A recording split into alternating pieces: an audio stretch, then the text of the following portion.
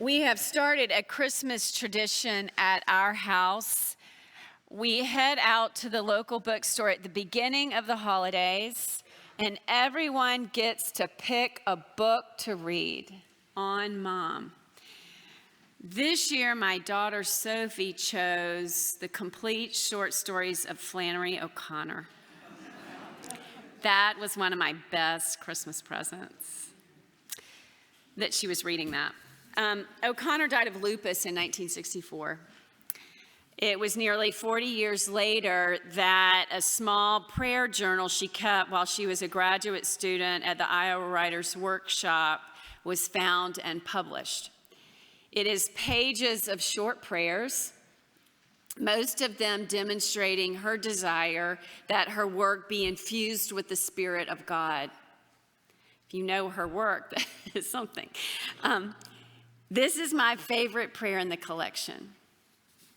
Dear God, please help me get down under things and find where you are. This is every bit of what Paul was getting at in his letter to the church at Corinth. It was a community with issues. Some claimed the extroverts were taking over, and there was no room for those with quieter gifts. Some preferred Paul's assistant to him. We like Apollos better. And there was every sort of opinion about what sort of behavior was acceptable. It came to this: the various factions at Corinth all felt as if they had arrived at the answer. They were righteously divided. Perhaps this sounds familiar. One of the best pieces of advice that we got for raising teenagers, and we're on our fourth, was a middle school principal. It was sixth grade orientation of our oldest child. The principal said, "Here's the thing. Your teenagers are going to climb on roller coasters over the next several years. They are going to ride up and they are going to ride down. Then they're going to ride up again, and then they're going to go down again. The question is, are you going to climb on the roller coaster with them?" It is not that Paul doesn't think the issues presenting at Corinth are important. But instead of taking the wild ride, Paul points to a field. What matters, he says, is what by God can be grown in you. Paul called the Corinthians to be a spiritual people. Paul is not ignoring the issues at Corinth. He was only pointing out that the roller coaster rises and falls and circles around the same track over and over again. It is fast and it is furious, but it gets them nowhere new. They end up in the same place they started. Paul is asking more of the church at Corinth. Dear God, please help me get down under things and find where you are. In her story, everything that rises must converge. Flannery O'Connor introduces Julian Chesney, a recent college graduate who cannot land a job and consequently has returned home to live with his financially strapped mother, who has sacrificed for him her entire life. She has cavities she did not fill in her mouth in order that Julian's teeth could be straightened. Julian returns home smart, and he is enlightened about the world, particularly about prejudice, which he finds alive and well and festering in his mother. Miss Chesney, is not so worried about prejudice. She believes that good manners are enough to keep peace between the races. Miss Chesney has high blood pressure, and it is Julian's duty to escort her by bus twice weekly so that she can get to the YMCA to exercise classes to combat her ailments. On a particular day, Miss Chesney comments how relieved she is there are not Black people riding the bus. She talks about the problems inherent to integration. Julian decides what his mother needs is a good lesson, something that will knock the prejudice out of her. He ponders ways to set up that lesson. Julian believes it is fate when a Black woman and her young son get on the bus.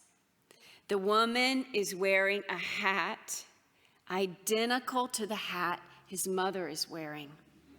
And his mother is very disturbed by this. Julian thinks, a lesson. The mother knows Julian is sensing her discomfort. She decides she will teach him a lesson. She's going to prove him all wrong about her. She is going to give the little Black boy a penny. Julian sees his mother digging in her purse, and he knows exactly how this is going to go. She will give the penny to the child like she is offering him a king's ransom. Julian knows the condescension of this will be deeply offensive to the boy's mother. And he is right. Miss Chesney offers the boy a shiny penny, and the mother takes her purse and slaps Miss Chesney with it for the insult. Julian thinks, well, that'll teach her. It takes a moment for Julian to realize the deadly blow his mother has endured. It takes him a moment to realize he is losing the woman who sacrificed her own life that he could sit in his position of righteousness. At the end of the story, Julian, with all his smarts, standing tall on his high moral ground, has a lesson to learn as well. O'Connor was writing during the civil rights movement. She was not ignoring the issues at hand. She was only pointing out that the roller coaster rises and falls and circles around the same track over and over again. It was getting them nowhere except more entrenched in their own camps, thinking the other person has the lessons that needs to be learned. God, please help me get down under things and find where you are. O'Connor studied the French Jesuit and philosopher Pierre Teilhard de Chardin. She pulled the title of her story from these sentences. Move ever upward toward greater love. I'm going to say that again. Move ever upward toward greater love. At the summit, you will find yourselves united with all those who from every direction have made the same ascent. For everything that rises must converge. I worked for years with a church made up predominantly of homeless people. There was no sermon on Sundays. We read the gospel, and then we sat in a circle, and we just waited for what was going to rise up. The Sunday after the Columbine shootings, there was a lot of energy around organizing a boycott of Walmart. because at the time Walmart was the largest seller of guns and ammunitions in the United States. There was lots of energy to do that. And then a homeless man called Bob shook his head. And he said, there is stuff in me that needs organizing before I go out there trying to organize someone else. The political climate in this country will likely grow more divisive in the coming months. The roller coaster more intense.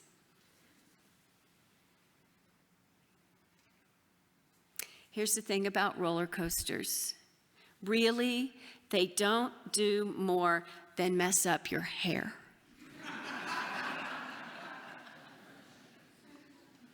There is a thing called a convergence zone.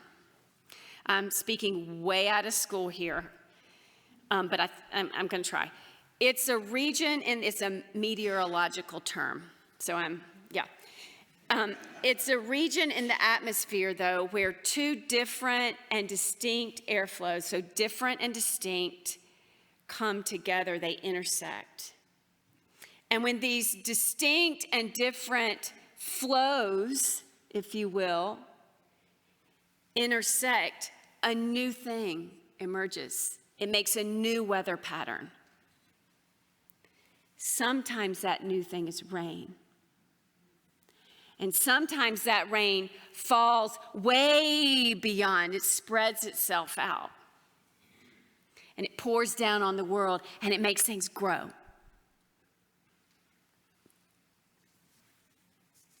More than a political crisis, more than an environmental crisis, more than the crises that we have of sexism and racism and homophobia, we are living a spiritual crisis. Paul tells the church at Corinth to get off the roller coaster and grow up spiritually. Eat solid food. Chardin said, to work always to love better and greater. This is how we will rise. This is how we will converge. How we will come together. Last weekend, I attended the Black Mountain Martin Luther King breakfast. I know some of you were there too. It was a good gymnasium full of people converging toward the dream and hope of a great leader. What took my breath was a young boy. He was tow-headed and fair-skinned. He was white, maybe 10 years old. And he stood in front of that vast gymnasium of people, and he recited Dr. King's I Have a Dream speech. I say to you today, my friends, even though we face the difficulties of today and tomorrow, I still have a dream. It is a dream deeply rooted in the American dream.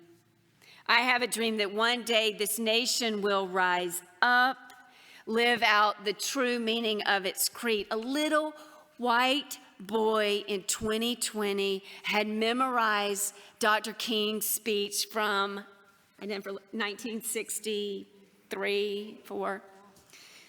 That's a convergence. That is solid food. Paul is saying to the church at Corinth, you are not finished. And it's not because they had issues. It is because when we declare ourselves Christian, when we baptize ourselves, when we are baptized, we recognize ourselves bound up with God, which does not mean we are finished as spiritual beings. It means we are begun in God. It means we have work to do in God. If we want to feel better and more loving, then the place we start is not calling down a lesson on the person over there.